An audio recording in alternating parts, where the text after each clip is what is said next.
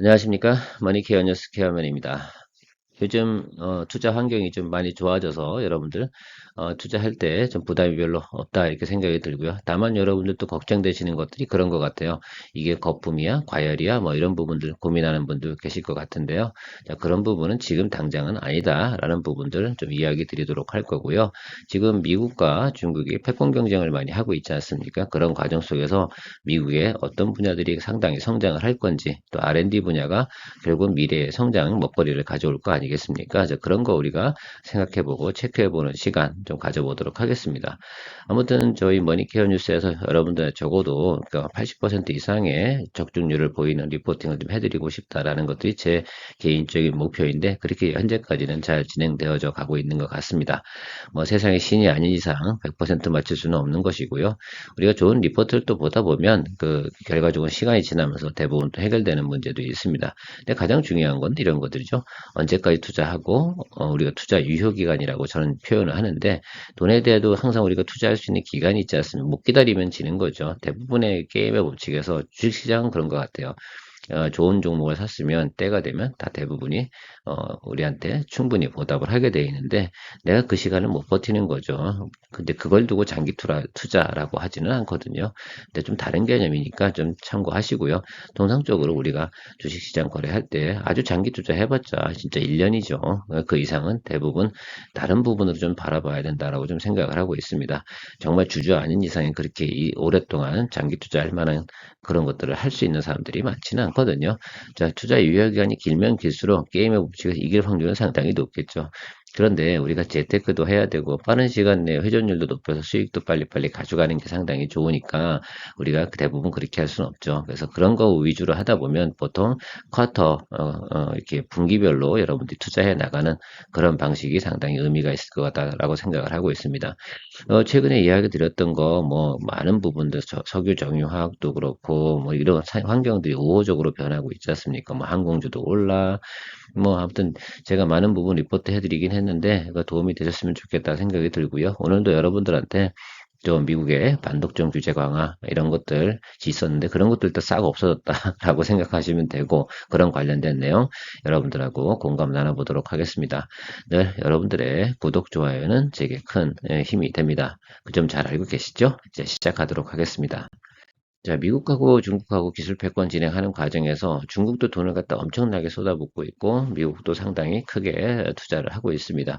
서로 밀리면 안 되는 부분이기도 하지만 제가 볼 땐 지금 기본적으로는 중국이 많은 노력을 하고 있지만 결과적으로는 현재는 미국이 앞서 나간다라고 생각을 하는 부분이 더 많다 생각하고요.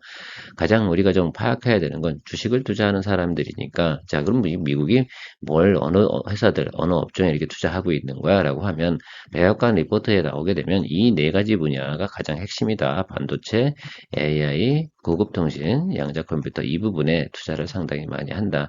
그 중에 가장 핵심이 반도체와 AI 분야다라고 생각을 해주시면 될 것 같은데요. 그럼 그런 관련된 미국 기업을 투자하면 좋지 않을까라고 생각을 합니다. 그러니까 여기 들어있는 리스트에 없는 기업들 굳이 할 필요가 없다라는 이야기 좀 말씀드려요. 우리가 이거에 딸려 있는 뭐 조그만 회사들 우리나라에 있는 기업들도 기업 분석하기 바쁜데 그 미국에 있는 기업들 어떻게 다 분석을 합니까? 그러니까 미국의 기준은 좀 큰 회사하고 적극적으로 우리가 대표적인 회사들을 가지고 좀 이런 회사들을 가지고 우리가 장기 투자할 수 있는 거 아닐까라는 생각을 좀 가지고 있거든요. 그래서 최근에 여러분들께서 뭐 엔비디아 투자한 것들 이런 거 상당히 잘한 일이다. 뭐 AMD라든지 인텔, 뭐 NXP 이런 것들 좀 보셔라. 이런 것 특히 여기 부분에 있는 것도 있지 않습니까? 그래서 좀 리스트업에 되어 있는 것들 가지고 우리가 투자하다 보면 그것이 상당히 큰 도움이 될 거다라고 저는 생각을 하고 있으니까 요건 메리츠 증권에서 자료를 참 잘 만든 것 같아요. 그래서 이런 거 위주로 투자를 좀 하시면 좋지 않을까 생각하고 있습니다. AI 개념이 가장 큰 발전을 했죠, 최근에. 그런 쪽 관련되고, 어쨌든, 미국하고 중국하고 R&D 투자를 차이가 나는데, 돈의 양으로 따지면 중국이 더 훨씬 정부가 많죠. 그런데 정부 주도로 해서 투자하는 것하고 민간 주도로 해서 투자가 되는 것 중에 어느 게 더 효율성이 높을 것 같으세요? 민간 기업들은 절대 답이 없는 곳에 투자할 만한 이유가 별로 없지 않겠습니까? 정부는 그것을 뒤에서 지원해주고 밀어주는 그런 과정이지만 중국 같은 경우 그게 아니라 그냥 정부 주도로 밀고 나가는 거거든요. 너 해봐.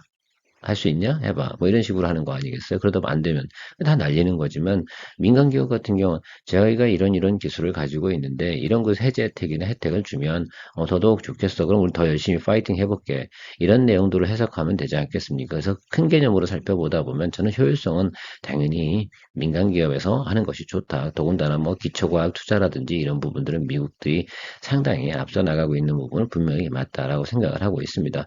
그런 과정 속에서 우리나라 기업들은 그 미국이 하고 있는 그 R&D 과정 속에서 우리가 혜택을 또 누리는 부분도 있을 거고 조금 손해보는 부분도 없지 않아 있을 텐데 뭐 관련된 기업들 우리가 이익 보는 게 훨씬 더 많을 가능성이 높아요. 그거에 관련된 것들 투자 포인트로 잡아가는 것이 의미가 있지 않을까 생각하고요.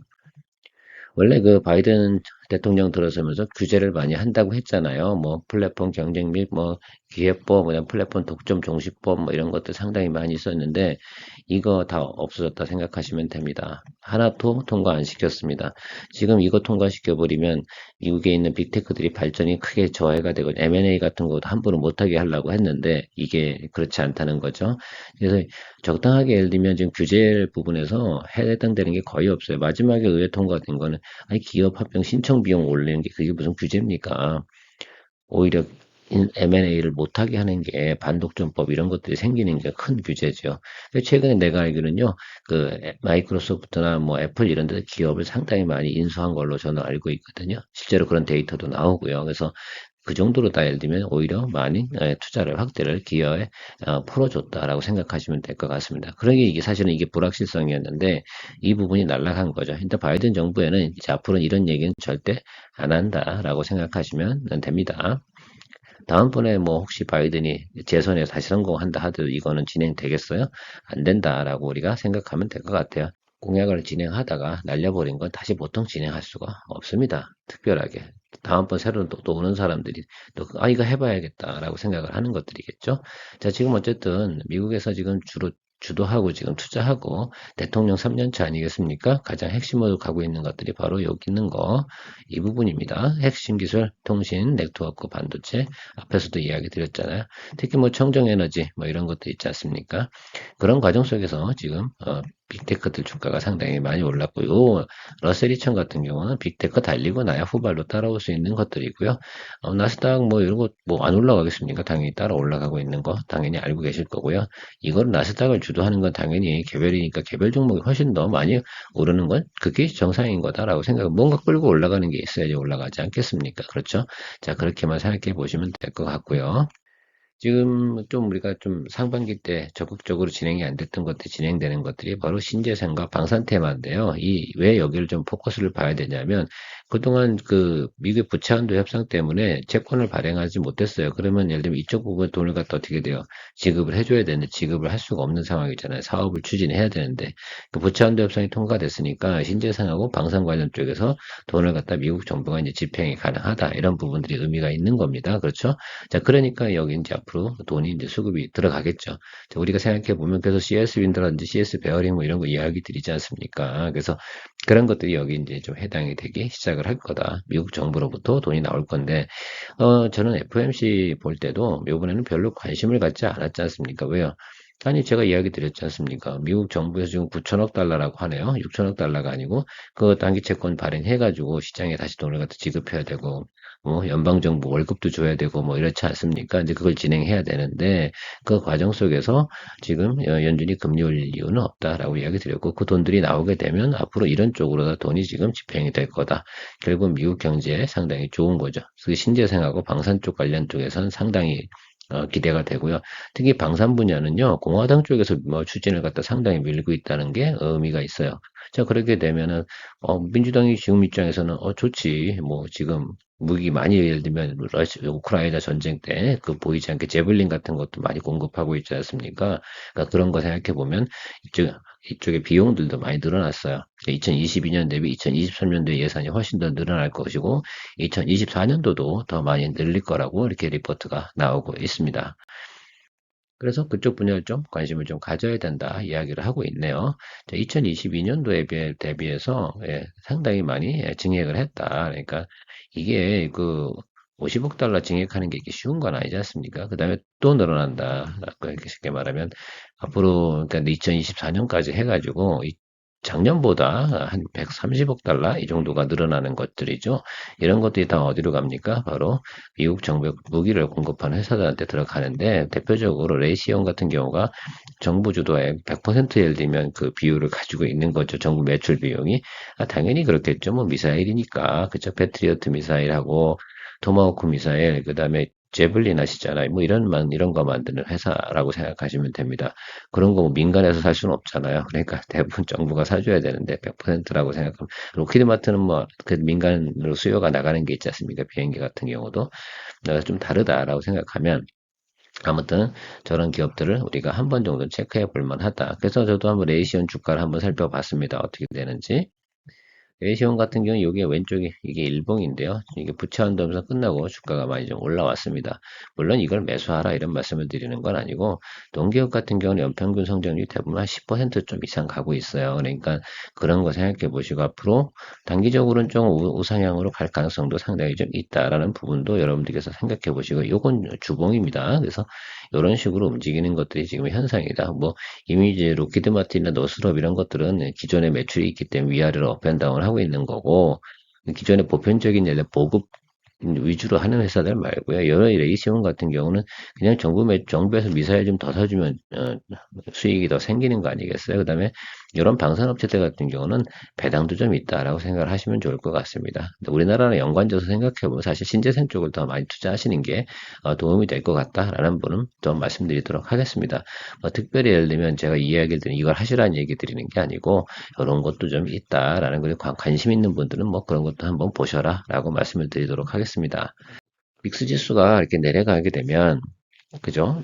과열이냐 아니면 거품이냐 이런 얘기를 하는데 초기에는요 이렇게 펀드한테 돈이 들어와야 되잖아요. 그러니까 특히 패시브 펀드들 같은 경우는 빅스 지수가 내려오면 사람들이 일반인들 같은 경우는 주식 투자를 하고 싶은 생각이 많이 생긴다고 합니다. 그래서 펀드의 수요가 좀 몰려서 그 자금들이 들어오고요. 그러니까 더 업사이드로 좀 많이 더 올라가야지 실제로는 대부분 일반인들, 그 전문 투자자 아니고서는 대부분 시황이 좋을 때 돈이 들어오거든요. 그러니까 지금부터는 어떻게 보면 주가가 더 앞으로 올라가는 과정은 좀 기다려 봐야 된다 생각하고, 제가 백투노멀이라고 했지 않습니까? 그러니까 과거에 예를 들면 주가 지수가 4,200이었단 말이에요, S&P가. 그러면 그 수준까지 온 거잖아요. 그러면 백투노멀로 돌아온 거예요. 그러니까 2년 전으로 다시 돌아온 거 아니겠습니까? 그러면 그게 왜 과열이에요? 최근에 6개월 동안 주가가 많이 올라서 과열입니까? 그렇게 볼 만한 이유는 아니잖아요. 그러면 지금부터 예를 들면 업사이드도 올라가는 부분이 그 지금부터 생기는 것들이 어떻게 보면 과열이기도 하고 수익이기도 한 그런 과정이라고 생각하는데 S&P 기본적으로 연에 한 12%씩 성장하던 거잖아요. 그러니까 지금부터 12% 업사이드로 올라간다고 해서 특별히 이상할 만하다고 생각할 만한 부분은 없을 거라 생각이 들고요. 연말까지 이야기를 드리는 겁니다. 거기다가 인플레이션도 있었잖아요.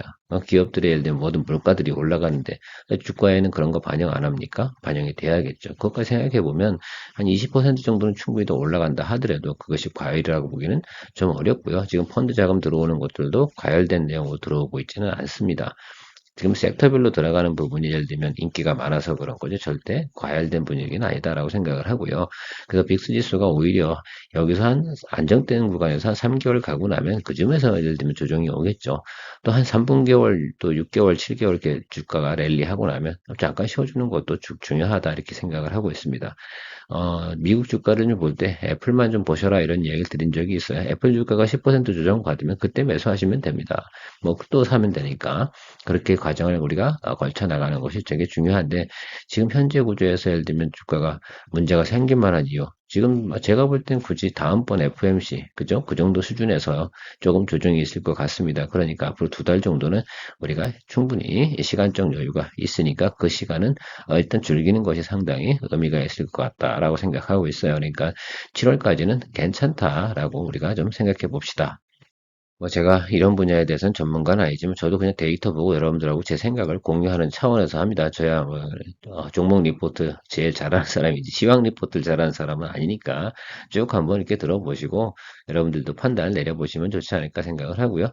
이게 제가 볼 때는 과천의 수준이거든요. 이게 오래 올라온 부분이 여기서부터 이게 올라왔다 해서 과열이냐? 그게 아니고 여기 2022년 8월, 그러니까 금리 인상하기 직전의 모습이 바로 이 자리인데요. 여기 이 자리 온 거 아니에요? 지금 올라봤자 5% 오른 겁니다. 5% 올랐다고 하면 그게 과열입니까? 라고 생각할 필요는 없다.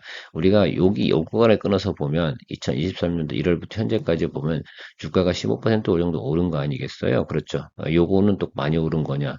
그렇게 보지 않지 않습니까? 보통 이 정도는 오르잖아요. 그러니까 제가 볼 땐 조금 더 가야지 우리가 많이 올랐다라고 생각할 수 있고, 여기 밑에 보시면 한국 같은 경우도 비슷한 수준입니다. 우리도 그냥 정상 수준에 와 있는 거잖아요. 여러분들 대부분 뭐 삼성전자 주식을 매수해서 물린 구간이 어디에 주가 지수가 3,300 뭐 이럴 때 매수하신 분들이 물린 거 아니겠습니까? 뭐 물렸다고 표현하긴 그런데 손해가 난 건데. 자, 그럼 지금 2,600 이렇게 와 있는데 뭐 이렇게 많이 오른 게 아니잖아. 지금 정도 수준이면 적당한 수준이라고 생각을 하고 있습니다.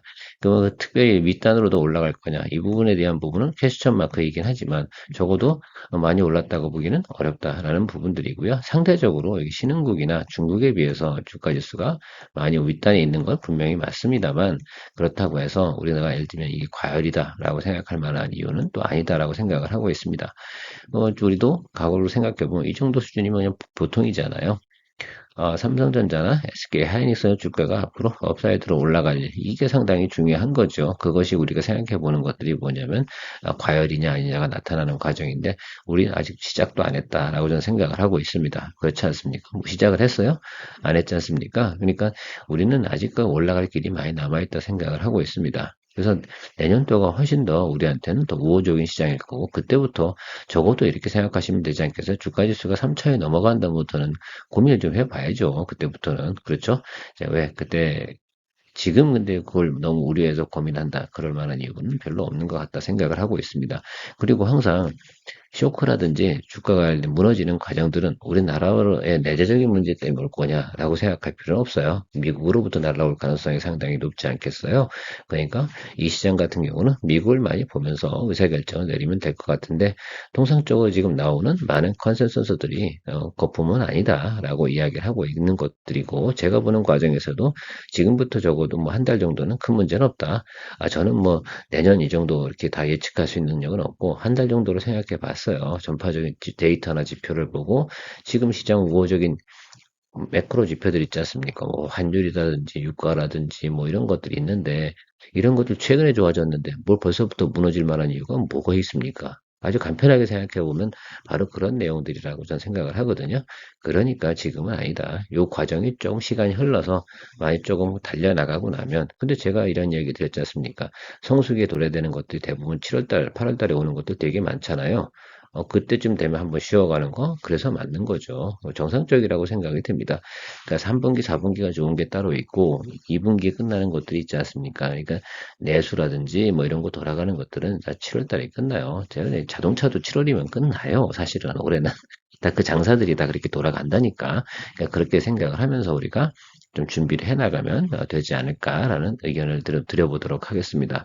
뭐 주저리 이야기했는데 뭐 대충 뭐 저는 이런 거다. 그래서 결론은 그런 거죠. 단기적으로 적어도 한 달 동안은 큰 문제가 있을 만한 것들은 없다. 그죠?